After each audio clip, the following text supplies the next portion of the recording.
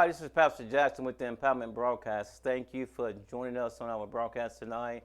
We pray that you had a great day, a great week, and that things are going your direction because this is a great day. And we pray that the Lord has been good to you and that you've been spending some time with Him, that you can grow as a believer. So we just thank you for tonight. And as you probably started the announcement and the advertising about tonight's broadcast, that we're going to talk about the DSS Department of Social Services, some things that they offer, the things that we can learn from them. Because a lot of times we hear about DSS, we hear the negative things about it. For as they finna come take my children, DSS is involved, and I'm in trouble now. But honestly, there's another side of it that sometimes we are unaware of. And tonight we got a guest that's going to come on tonight and help us talk about that. So go ahead and share this video for me and call some friends and loved ones that may have had some bad experiences with the DSS department, or that may be in some situations now and they're not really getting the answer that they need. So tonight broadcast can really help them to learn about what's available, what to do in situations, and really just have a better understanding about the DSS Department of Social Service. So tonight broadcast, really, really good show for you tonight. So go ahead and share, go ahead and call loved ones and get them ready to hear about the things we're going to talk about tonight. So it's always designed to help us as believers, so we can have more knowledge, and that way we be more equipped, to handle our situations. And so tonight, then with DSS department, and so now we're not really afraid and scared because of the bad rap that we heard about DSS. DSS coming. You better hold your children. They finna come take your children. So, but tonight we're gonna learn different, and we're gonna see how from the backside of DSS about what takes place and how we can share information and really, really have a great understanding about it, because it's all about knowledge, it's all about power. And so therefore we really want to get a good understanding. So tonight we got a guest come on tonight that's going to help me talk about the DSS department, what goes on, and what we can learn from it tonight. So without further ado, we're going to bring on tonight with us none other than Robin Smith. She is the director in Greenwood, South Carolina, director of the Department of Social Service here. So Robin, welcome to the broadcast. Well, good evening. Thank you so much again for having me. It is a pleasure to be here to be able to share and to empower the Greenwood community and all those in the surrounding counties to help to bring awareness and knowledge to the Department of Social Services. So thank you again, Pastor Jackson. Amen. Amen. Thank you again for being with us as well. We really pray that you share information with us tonight, because, I myself and probably a million plus other people that's going to watch this broadcast has limited knowledge when it comes to DSS. All I've known all my life, DSS coming, hide your children. That's because they finna take little Johnny, and that's what I heard, And so, Right. and I'm sure many people heard it too, and there may be some people that has experienced DSS. I don't know, but you, because you're the director of it and you know the ins and outs about it, so we're gonna listen to you tonight because you are the expert. So we're gonna listen to you tonight and talk to us about what goes on in DSS. So so when we hear DSS, what does that mean to you because you're a director? That's the one thing that I think is a misconception or a myth in regards to DSS, because people assume and associate DSS with just what you have said. They're going to come take your children away from you. But DSS stands for Department of Social Services. And that is more encompassing than somebody being able to take your children away from you. Another myth is that the Department of Social Services can take your children away from you or will take your children away from you, with it, which is not correct. There's two ways that children can come into care, and that is, one is by what we call emergency protective custody. That means that law enforcement is on a scene They contact the Department of Social Services, and we in turn come out and they say, okay, we're bringing this child or children into custody. So they bring them into emergency protective custody. The other way that a child comes into care, into the custody of the Department of Social Services, is by ex parte, which is given by the judge. The judge signs off and gives the department the authority to be able to bring a child into care. But the judge does that. No way, no how does any employee with the Department of Social Services have the authority on their own to go and bring a child into care. That's not how that happens. Really? Okay. Well, we've been misinformed. And, Yes. and I think that's where a lot of people got misinformed information. So now I got misinformed information. I spread it, and then everybody got misinformed information. And so now DSS has a bad name. So when I see Robin Smith coming, oh, that's that lady. I see you in Balo. That's that lady right there. Took my child. You know, and so, but that's really not how it happens. You know, so, Right. but there's a lot of services that Yes. DSS offers Right. to families and so forth. You want to share some of that information as well? Yes, I'd love to. I would like to, start off now talking about the misconceptions of what, DSS does. Sure. Like I said, it's a social services agency. Uh-huh. So what we do is our mission for South Carolina is to promote the safety, permanency, and well-being of children and vulnerable adults, helping individuals achieve stability and strengthening families. No way in there did it say anything about taking anybody's child. It didn't say anything about, anything like that. But that's what the Department of Social Services is there for. We are there to help promote safety, as you heard, not just of children, but of vulnerable adults as well, and then helping individuals achieve stability and strengthening families. So with that being said, the Department of Social Services has two different sides of the house, Okay. if we can say.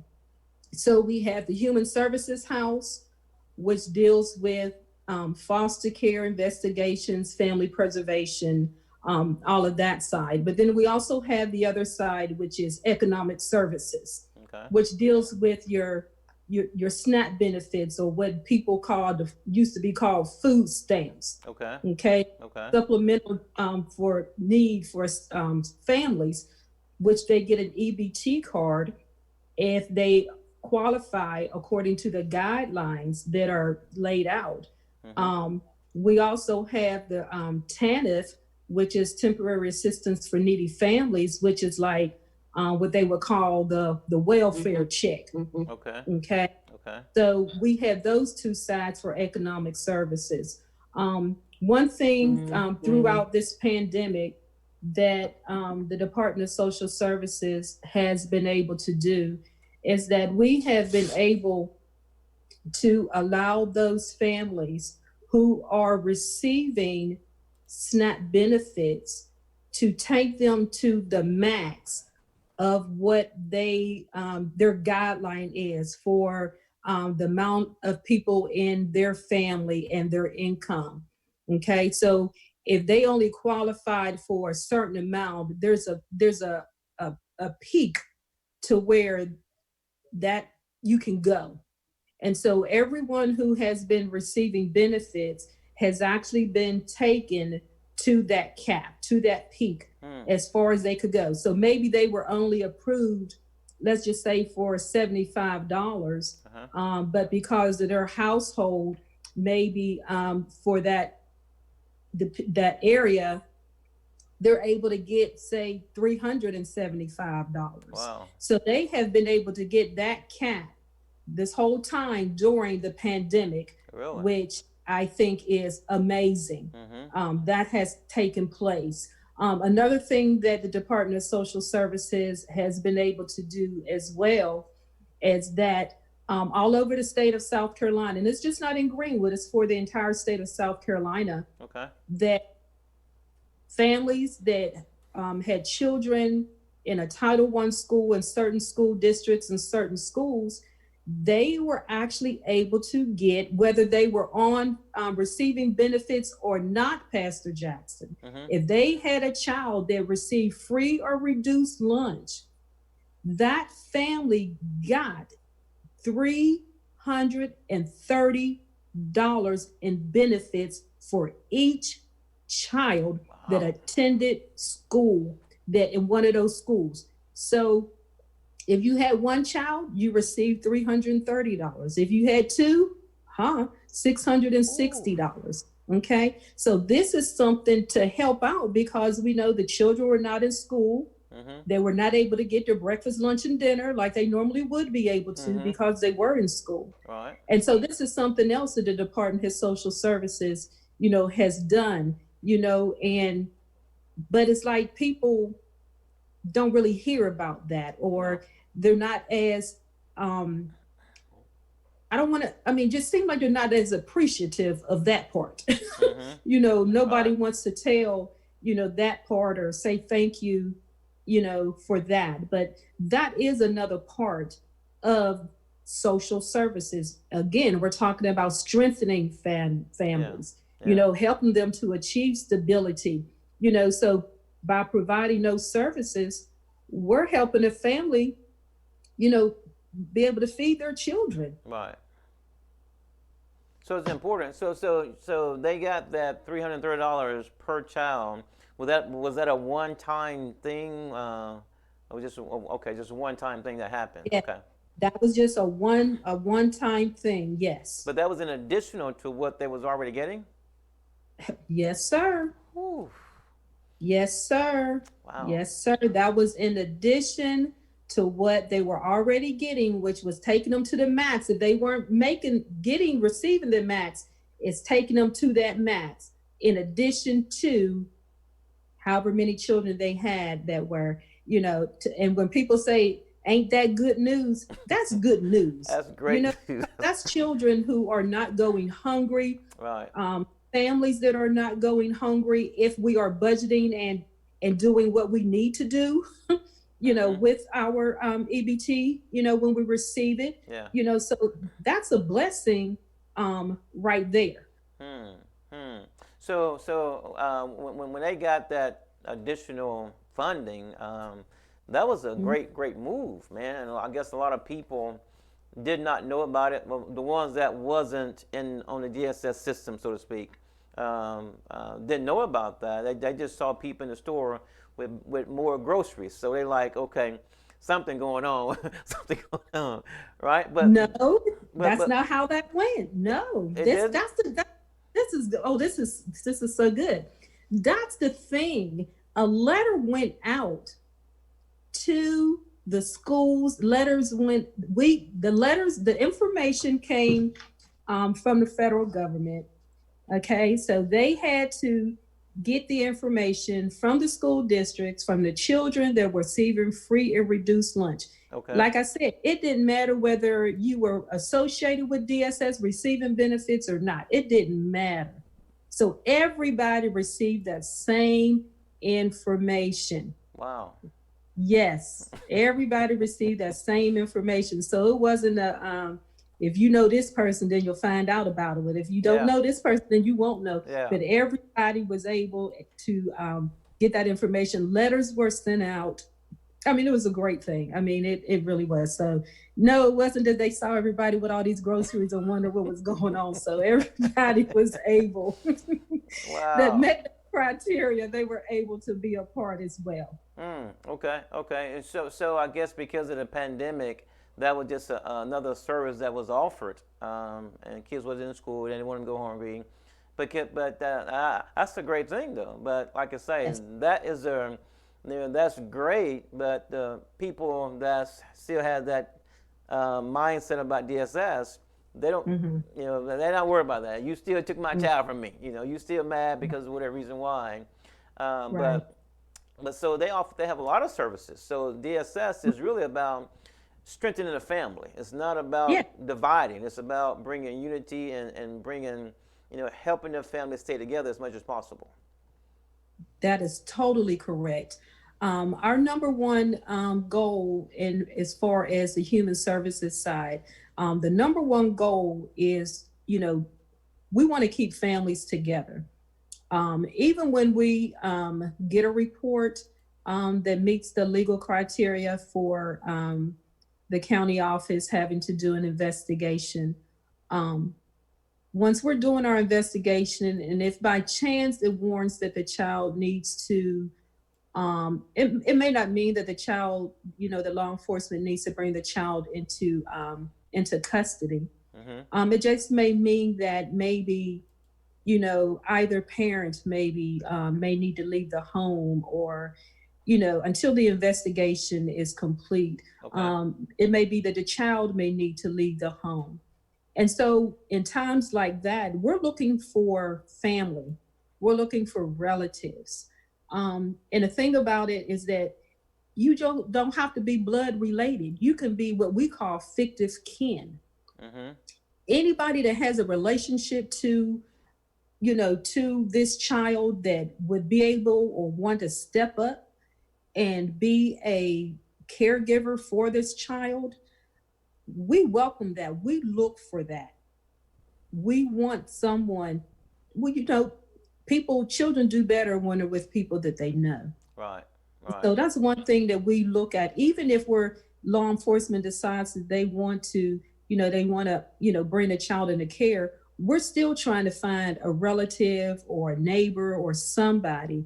We're asking a family, who do you have that we could, of course they got to, meet the criteria. Mm-hmm. They have to have the background checks done, and Mm-hmm. just certain things on your background that would eliminate you from being a caregiver. But we're looking for that because we don't want to bring children into foster care. Right. um So, when a child is brought into foster care, uh, are they taken to a big facility and housed somewhere, or you grab them and take them to another, like you say, a family member or another foster parent that's already licensed to receive kids into the house? Is that what takes place? okay, so when a child actually comes into foster care, then that means that they are in the custody of the Department of Social Services. Okay. That does not mean that we stop looking for relatives or family or fictive kin. We're still going to keep looking for that. Uh-huh. Okay. Now, there's not a facility that just holds children where children are housed. Okay. That's not what it is. Foster homes are licensed. They have to go through, training. Their homes have to be adequate to be able to house the number and age of the children that they, may want to foster, and they're able to choose, what type of child that they want to welcome into their home or not. They're able to do that. Mm-hmm. But there are foster homes all over the state of South Carolina, that children can go to, Okay. depending on the level of care that a child needs. We also have therapeutic foster homes, Mm. and then we also have group homes Okay. as well for children. They may need a little bit more therapeutic Mm-hmm. care than a regular or normal foster home Right. is able to give. Right. Um, Right. Right. the counties used to be able to place children ourselves. We used to be able to call our foster parents and all of that, but now it's it's done through the placement unit in each of the 4 different regions across South Carolina.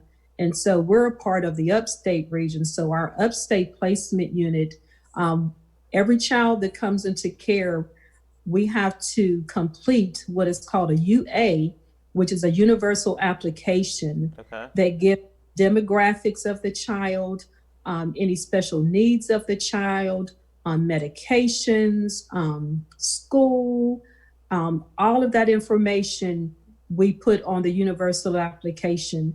And then we send it to our placement unit, and our placement unit in turns sends it out, to foster homes, to Mm-hmm. group homes, or whatever level of care that child needs. Okay. universal applications go out, and then they in turn would get the response from who may be willing to take, this child, and we go like that. We still need foster homes in Greenwood. Hmm. We have 20 foster homes, and we have 43 children in foster care. So we have half of the foster homes that we need here in Greenwood County. So we're always looking for foster homes. Wow. So when a child is removed from a house, you try to keep them as close around the family as possible, or close in the city, my ask. Instead of taking them from Greenwood to Charleston or Greenwood to wherever, you try to keep them as close as possible, Yeah. if need be, right? if if if all any way possible, that is what the goal is. Because if they're able to stay at their same school, if they're able to still be able to interact with their friends, especially if they're involved in extracurricular activities, in which we know there's been a lot going on, or not going on really with COVID, Right. but just being able to be around those people and the things that are familiar, to them. So Mm-hmm. yes, the placement unit tries to keep a child in their setting, as much as possible. There are some circumstances, to where it may be because of what the allegations were Right. that came in, that it may be in a child's best interest to go out of county. Mm-hmm. But as you can see, as I've said, we have 20 foster homes and we have 40 something children in care. Wow. So that means that at least 20 some of our children are what? Not in county. They're out of county Mm-hmm. due to the lack of foster homes. Wow, wow. So, but what about the child? Because that can Mm-hmm. bring some trauma to them, or they may need some additional, because to take them out of their environment, and Mm-hmm. especially got to take them out of a different school system, and that can be really traumatizing. And now the people know, or the other students know, that you got taken from your home. Now they can start teasing and bullying. And so, what care is there for the child? Do you offer type of counseling or working with them to kind of keep them as sound as possible through this whole experience? Yes, that's a good question. And our staff that we have, they are very caring, they're loving, they're trained, they're professional.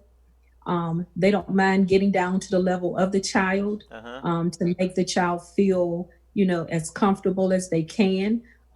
If the child is old enough to understand what is going on, they Mhm. explain it to the child in a level that the child can understand. Of course, not going too deep into things, Uh huh. but sometimes kids are able to tell us, mommy and daddy were, smoking some kind of funny stuff. Or, I mean, you'd be surprised that children know more than we really think that they know what's going on in the home, you Wow. know, and, so they're very nurturing. We try to build a support system for them. Um, if we feel that they do need counseling, we set them up, with counseling. Um, if they have been physically abused, sexually abused, then we reach out to our Child Advocacy Center, which is a CAC, and for that place here in Greenwood is Beyond Abuse, and so we make referrals to Beyond Abuse for them to have what is called a forensic interview. And so the child would go in and they have a forensic interviewer who gets on the child's level, and they're trained, to talk with the child, to see exactly, you know, what they disclose, if they disclose anything. They may and they may not.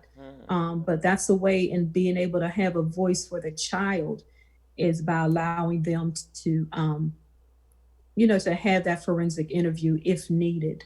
When the children come into our office, if we're having to wait on a placement, because sometimes it takes hours Mhm. before a placement is found, Mhm. um, we have snacks for the children. We have coloring books, crayons, books, um, just different things for the children. For the children that are age appropriate, Mm-hmm. I bring them to my office just to talk with them and just shoot the breeze with them, so that they don't think that they're in trouble or anything like that. I don't talk about the case or anything. It's just just talking with them, just trying to get to know them and to ease their mind, and the entire staff is like that as well. Wow. That's interesting. So the age of the child is what from birth until what 17, 18? What's the It's range? they can go to age 18, but now they can go to age 21. Really? If they go to age 21, we have what is called independent living, Mm-hmm. in which the agency helps the child, or the young adult, as I guess I can say, Uh-huh. helping them to become independent, um, being able to be on their own, teach them the skills that they need.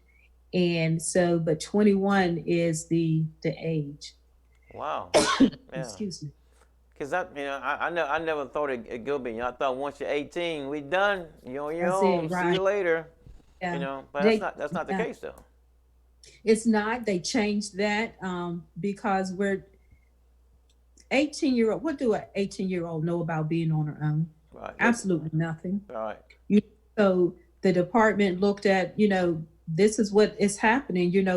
If we're able to equip them with what they need, and children can actually sign themselves, they can sign themselves out of care at the age of 18. Okay. But if they choose to stay in until the age of 21, there is so many resources and things that they have access to.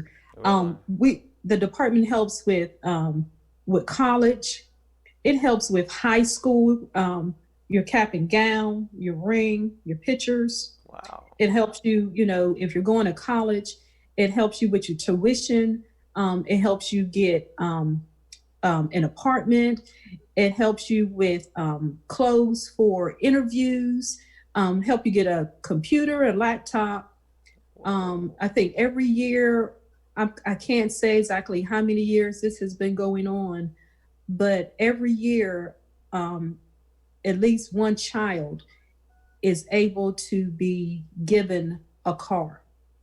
A car. Not that it's a brand new car, but people actually donate cars, and the department has someone who fixes up the cars, and a child who has done exceptionally well is presented with a car. Are you serious? I'm serious. Wow. I didn't, man. Presented with a car. And so people, that when they get 18, they're like, no, I'm leaving. I don't want nobody telling me what to do. Right. But look at the benefits that you have Yes. if you stay in until you're 21. I would have loved to have had my college paid for and and gotten a new car and Man, I didn't know that. Wow. yeah. So Man. it's just so, it's so much. Like, again, we're talking about strengthening families, strengthening people, allowing them to become, just a good part of society. Mm-hmm. And so it's more, than just somebody taking your child. It's so much more, so much more. Wow, that's interesting to know, man. Because if people after 18, most people are ready to get out the house, but it's more beneficial if they are in the Department of Social Services care, to hang in 3 more years for college and all of the resources. Because if you sign yourself out at 18, you kind of done, aren't you? You kind of on your own, and you're on your own. But yeah. Then again, I'm telling you, the Department of Social Services, let me tell you what they do. You have a year from the date that you sign yourself out. Guess what? You can sign yourself back in within that year, and you can come right back in like you ain't never left. My goodness. And then the benefits. Whew, if I'd known that, I'd have signed my 2 kids up right at the age of like that. It don't work that way. At the age of 18, I said, listen, okay, we're gonna go sign you up. Get your college, get your books, get your computer, get your car, It don't work that way. It don't work that way. Okay, I'm No, sorry. I'm sorry. Oh, that's a good I'm one, trying but to get up on the system, right? you're trying to get over I'm for sorry. real. I'm sorry. I try. Okay, I'm sorry. All right, man. But that's good. That's good to know. But it's good to know that the services are there for those Right, children. right. Because if they've been in an abusive situation or whatever situation is, Mm-hmm. now they got something to encourage them.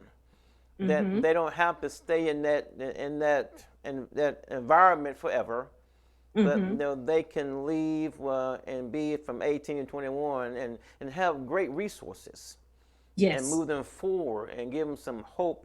So that's a great thing. And now you're right. Mm-hmm. We don't hear about that side of it. No, you don't hear about that. No, you don't Mm-mm. hear about that. No, not at all. I And try to tell it as often as I can, to let people know that there is another side. The Department of Social Services, you know, it's not all bad. Are there still things that we need to improve on? Of course. sure, Anywhere sure, you go, there's going to be things that need to be improved. yes. Um, but the way in which the department is going now under our new leadership is moving in the right direction. That's great. That's great. So how much I don't want to say stress, but when it comes to your staff, when it comes to you, and when you're seeing the families, I guess mom and dad, is just Mm. not trying to work with you all. You're doing all you can to help strengthen and keep the child, and mom and dad is just going left field. You know, how much does that bring just added stress to the situation? Oh, it is stressful, especially when you want it more than the parents want it. Okay, okay. Um, and the children not understanding, well, why, you know, why my mommy said that y'all ain't do this or y'all not doing that, Mm-hmm. but mommy's not telling the child or daddy's not telling the child exactly what is going on. That you know okay, so from the beginning, okay, we have the investigation. The investigation can take up to 45 days. Okay. Okay, so from the investigation, like I said, we have 45 days that a case decision is due at that 45-day mark. Okay. So that time, the supervisor and the worker and myself at times, depending on the merits of the case, they will come together for a staffing, and depending on everything that they've gotten,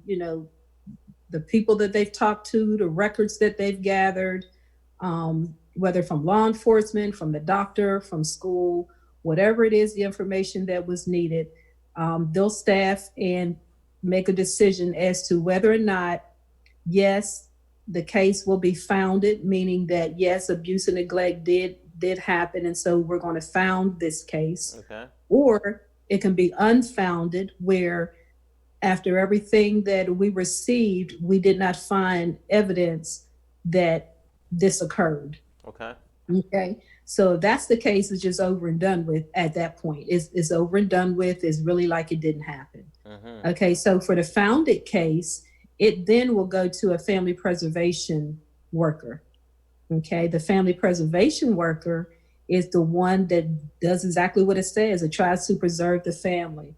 And so, looking at resources that the family may need, we have meetings with the family to try and see, okay, whatever the situation is that we had to get involved, what is it that we can do so that we can move forward with this? Okay. Okay, at this time, the children don't necessarily, haven't been removed from the home.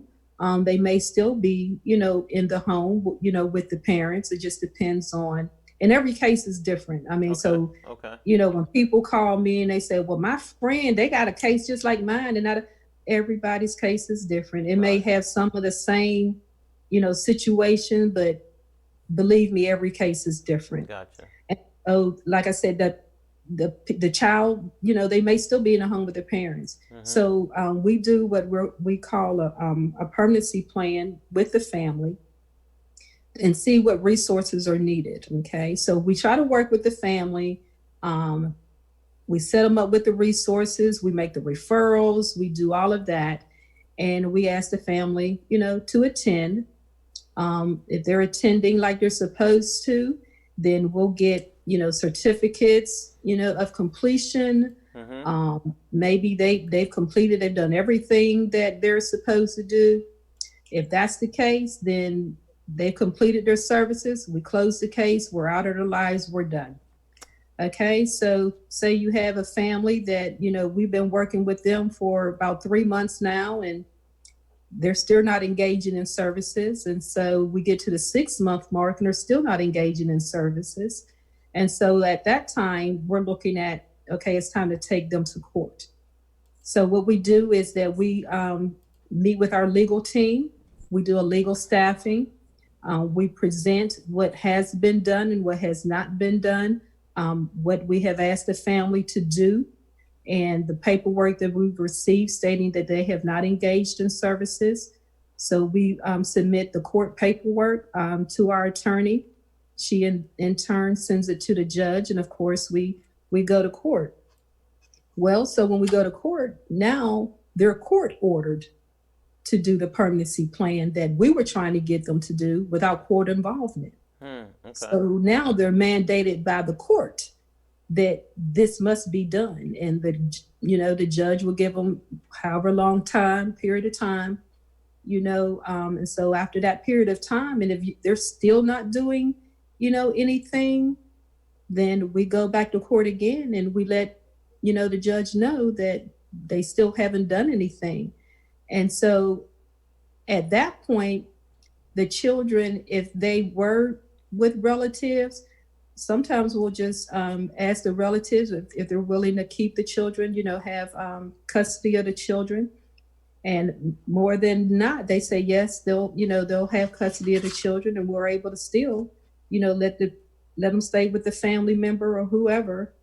And the parent, they have supervised visitation. They're not allowed to spend a night with the child. The child's not allowed to spend a night with them. But we would like for the parents to complete the services without us having to go to court. Right. Okay. But it doesn't always happen like that.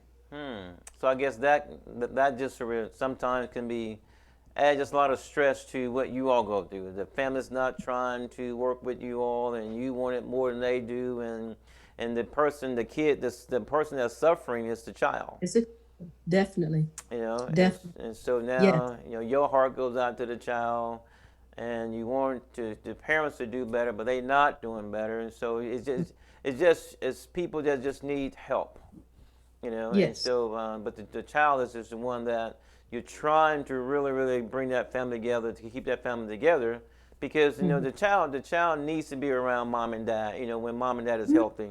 That is vital. So let's take a break. Let's take a commercial. When we come back, we want to talk about the SNAP program that you all have available as well.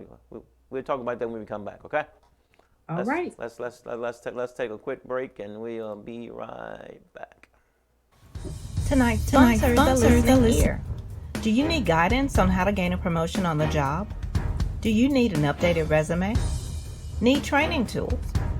A listening ear is here to serve the community by providing leadership training, work, and life guidance to individuals for personal and business progression. Contact Tanika Wilson, the Personal Leadership and Development Consultant, by calling 864-337-8160. Again, that number is 864-337-8160. Or email her at Rechelle82@gmail.com. That's RECHELE82@gmail.com. We're here as your listening ear. Please call us at 864-337-8160. Welcome back. It's Pastor Jackson with the Empowerment Broadcast, and also I have a guest on tonight, Robin Smith, who's the director at the Greenwood location of the DSS Department of Social Services. So again, thank you for joining us again, Robin. And as we said before the break, we want to talk about the SNAP program. You had mentioned that earlier, and kind of give us some information about that, if you will. Okay, so the SNAP, which is a supplemental nutritional assistance program, which is a mouthful. It is. That's With- a lot. I tell you, we have all these acronyms, and people be like, "What?" But so that is formerly food stamps. Okay. So there is a criteria. People say, "Well, I may not qualify. I may not qualify." Well, you don't know if you qualify unless you submit the application. Mhm. So during with the pandemic and everything, what we have, our office, the lobby is open now. We still are operating under COVID conditions. But what we've done since the onset of COVID is that we have a little drawer box that is outside the office by our drop box. And it has all of the applications that anyone who may need to apply for SNAP benefits, or if they need to recertify for their SNAP benefits. We also have the Medicaid applications that are in that little row cart as well. So people are able to come and get whatever application they may need out of the little roll cart, and then are able to fill them out and submit it and put it in a drop box that's located right outside the office. So that's one way that we've been trying to make it accessible, because when the office was closed, we were still providing services, so we did do that. So we talked earlier about the SNAP benefits, Mhm. and it's not something that a lot of people think that I'm entitled to this. Okay. It's not an entitlement. Um, it's not a means of providing you with an EBT card for you to be able to buy groceries to last you, for a long period of time. It's supplemental. Mhm. It's just a supplement. All right. Um, not to take care of it, you for that whole long time.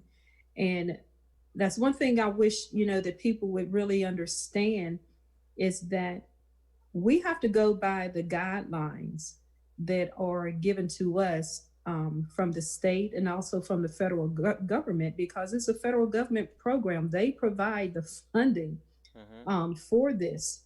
And so trying to get them to understand that everybody has to go by the same guideline. I don't, it doesn't matter. Everybody has to, submit the same paperwork. All of that has to be done. No one is exempt. If you want to see if you are eligible for the services, then you have to fill out that paperwork. We have our front at the lobby at our front desk.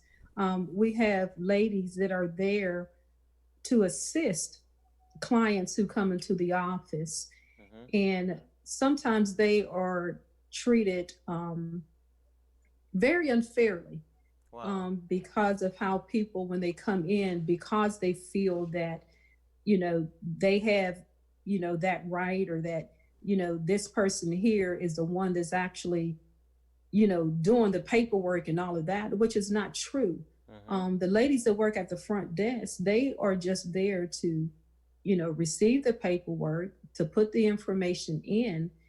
And just because you bring your information into Greenwood County does not necessarily mean that Greenwood County is going to be the one that processes your application. Okay. Once the application is submitted, it is scanned into our system, and then it can go to any worker within the 46 counties of South Carolina. Wow. And people don't understand that. And so I try to, when I hear conversations and how they're talking to the ladies at the front window, I do try to explain that to people, that it may be, yes, you live in Greenwood County, but once that information is put in the system, it can go to any county. Like I said, there's 46 counties in South Carolina, excuse me. Mhm. So it can go to any one of those counties. And so we can't go in and change something that somebody is doing. That county has to work their case if it's in another county. If it's in our county and we're working it, then we're going to try to do our best to make sure that everybody, they've been processing things steadily, and I just want people to really just understand that, while the other staff have been able to work at home during the pandemic, that the economic services team, which includes the front window, they have not had that opportunity to work from home. They've had to work every day in the office, just like I have. Okay. And so getting them to understand that. So people talk about essential workers. Yes, we're essential workers too, because every day that we have to come in, we're putting ourselves at risk, as well.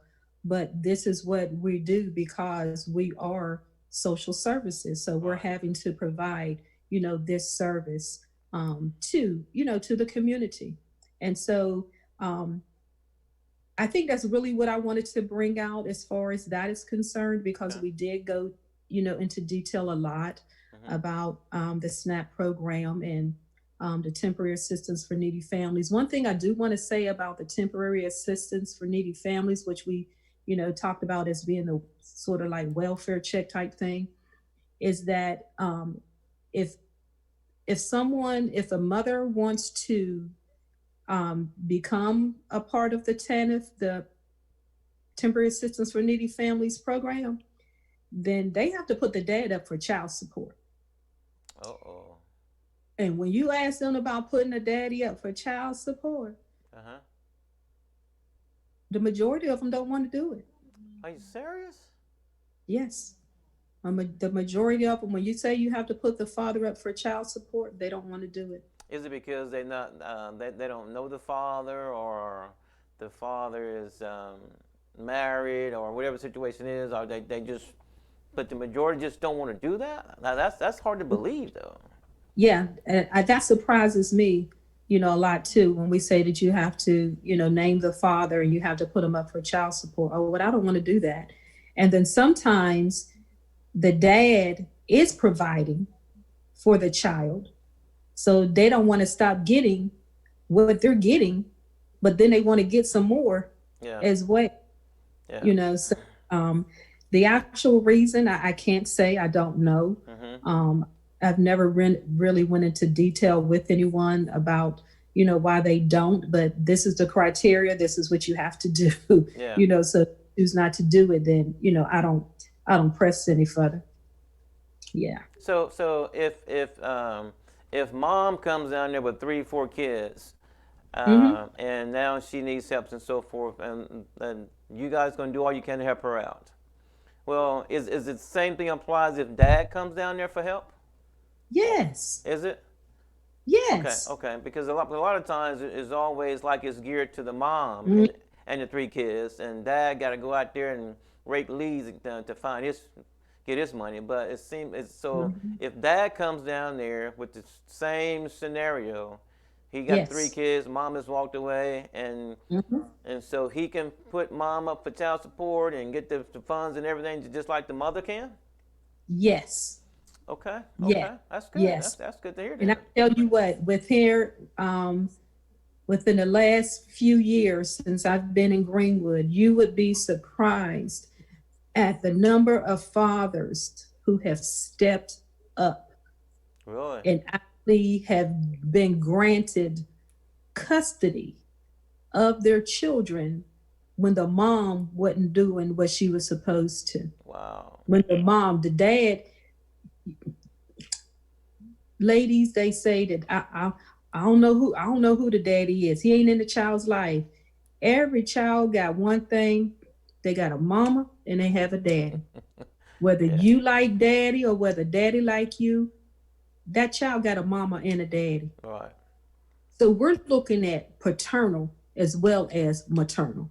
We asking who the daddy is.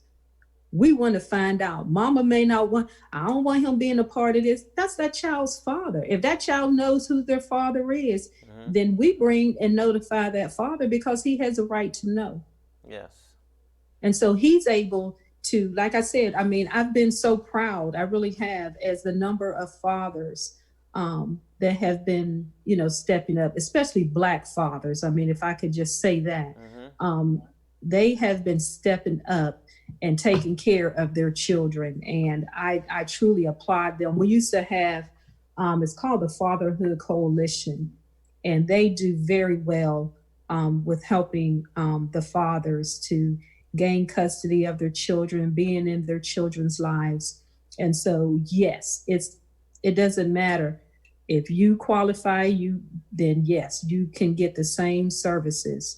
Wow. Definitely. Wow. Definitely. Wow. Because normally you see mom in the store with the kids pushing the buggy and the buggy running over, and you never see that. So that's why I asked that question, because a lot of times you feel like that they gonna take care of the mom and the kids, but dad, he's kind of left on his own. But that's good to hear. So I guess more fathers can step up. So if can I call DSS if I know I need assistance, I need some help, got some crisis about to come in my life, whatever reason why I have a spouse that's trying to cause me some trouble? Can I get in touch with DSS and they can lead and guide me in the right direction, or give me some counsel, give me some help, resources available before I have a case going on? Yes, definitely. Definitely. We have a resource book. We have resources. We have community partnerships and collaborations within Greenwood County. So yes, I would rather somebody call before it gets to that point. So yes, we can make, give you resources. We may not be able to make the actual referral because we're not involved, but we can definitely give you the information for you to reach out before it gets to that point. Yes. Okay. So I shouldn't be afraid to call DSS, because once you make that call, they're gonna be in your business, because that's what we hear.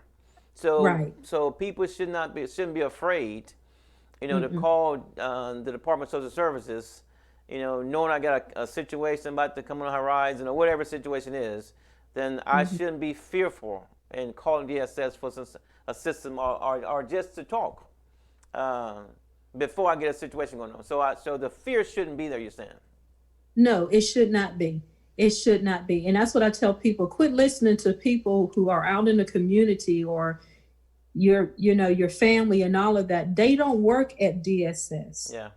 They're only going by what they heard, but they don't know the behind the scenes of exactly what can happen. Now, another thing that, we help people that just need assistance, period. Okay. We have helped to pay light bills. We have helped to pay deposits for apartments and paying rent. We have bought cribs. We have bought beds. We have bought furniture. We have had a house taken care of that had bed bugs. We do that because that's helping to keep a child or a family from having to be involved with DSS. Absolutely. That's social services. We're supposed to offer those services. And so when my criteria, this is what you have to, now I'm going to get in your business.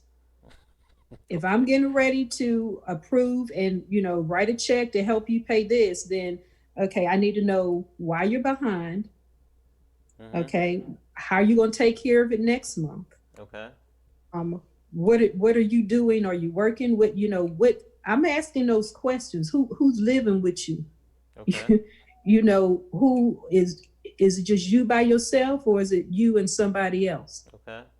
I ask those questions because if I help you this month and then you're just going to come back to me again next month, no, there's a problem there. Right. So we need to get down to what the actual issue is. Right. But we do that.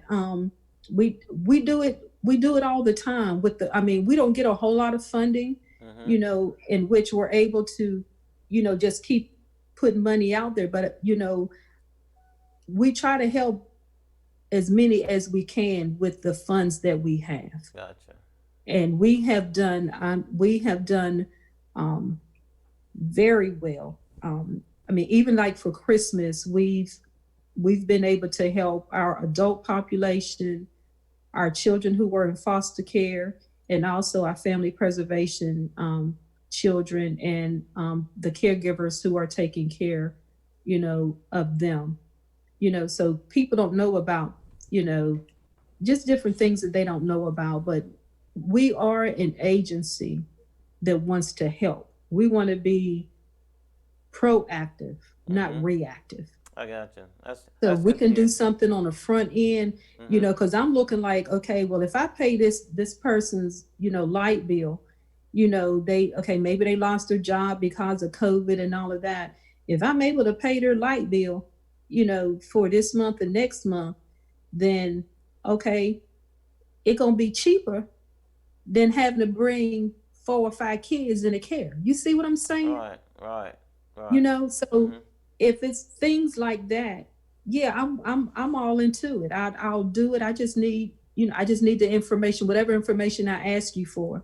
I don't need you trying to um fluff me. No, I need to know the truth, and I make phone calls and I Right, talk. So, right. you have to give me permission to be able to do that, because if I'm signing my name to a check, no, it ain't going in your name. No, it's gonna go to whoever Right, right, the right. agency, Mm-hmm. that is the agency that you owe. So a lot of that, that's, like I said, that's a part of helping.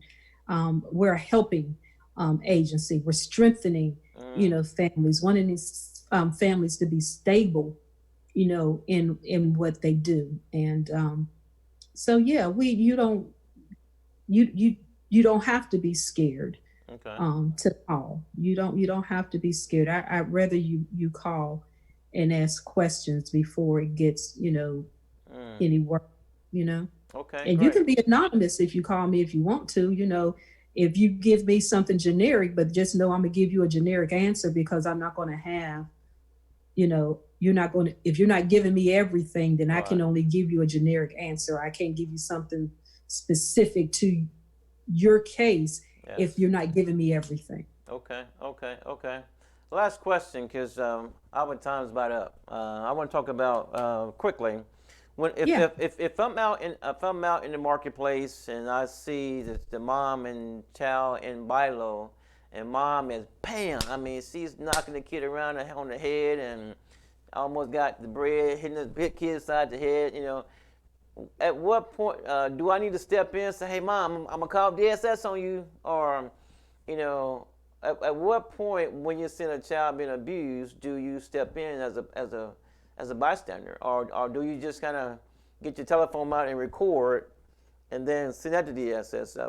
At what point? Because I'm sure because you're a part of DSS, if you're in the store and you see something going on, what is your reaction? What do you do?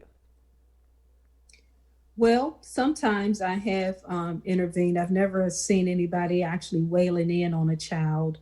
I've heard people cuss at their children, and I have approached them. And it's all in how you say what you say.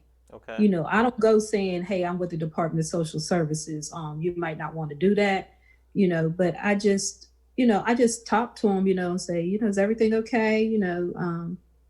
Is there anything I can do to help?" Um, when I have not had to call in a report Mm-hmm. on a person, um, but what I always tell people is that it's not up to you to decide whether or not abuse and neglect has occurred or is occurring. If you feel something in your gut and you feel that this is abuse or neglect, then you make the call. Everyday citizens are not mandated reporters. Mm-hmm. There are certain people who are mandated reporters, Mm-hmm. and they are mandated, if they see something, they are mandated to make that report on what they saw, what they heard. But everyday citizens are not mandated reporters. Okay. But if you see or you hear something that makes you uncomfortable, and you feel like you know, somebody need to do something, then that's when you make the call into the intake hub. Give them the information, and then let them go through what is called our intake tool to see if it meets the legal criteria of DSS being involved. And then, you don't have to make that decision. Let the professionals make that decision. So that takes it off for you. And if you call it in and it doesn't meet the legal criteria for DSS to get involved, it may be that that the family may need just some additional resources. And we have what is called the Community-Based Prevention Services Program, which they go and they work with the family without DSS having to get involved. So they're able to make referrals and, provide resources and help them with different classes and things like that without us even having to get involved, because everything does not warrant DSS involvement. Okay. Well, that's great news to hear.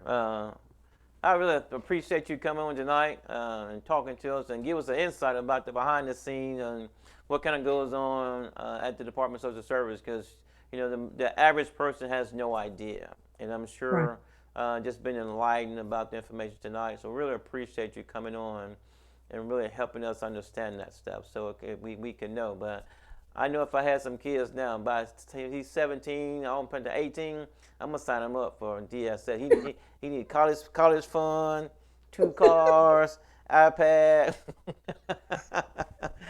But we really appreciate you coming on and taking your time out of your schedule, because I know you're busy as a director, a lot going on. And maybe we get you back, because we talked a little about the foster parent side of it. My wife and I know we have been talking about that, Robin, about being foster parents, and we got an empty nest, and so we still tossing that thing around. We hadn't really said. Okay. And a lot of times I say yes, she'll say not yet, and then she'll say yes, I say not yet. We just hadn't got on the same page yet, but we are thinking about it. We have some friends that has gone through the process of being foster parents, and now they have adopted a child, and so they kind of nudging us a little bit, so we'll see what happens.